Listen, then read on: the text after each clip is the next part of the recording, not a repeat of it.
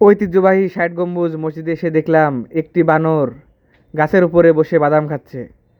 এখন ওটাকে কি কেউ বাদাম কিনে দিয়েছে নাকি কারো কাছ থেকে ছিনিয়ে নিস? আরে বাদাম পড়ে গেল রে, বাদাম পড়ে গেল।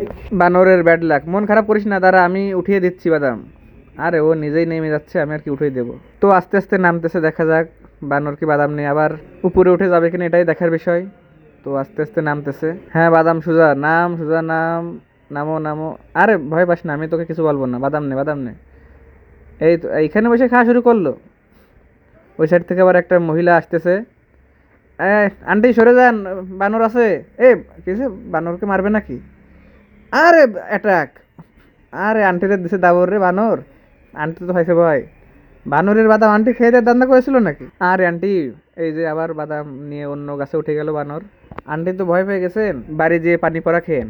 বাগেরহাট ৬০ গম্বুজ আপনারা যদি মসজিদে ঘুরতে আসেন, অবশ্যই বর্তমানে বানরটি এখানে থাকে, বানরটি দেখতে পারবেন।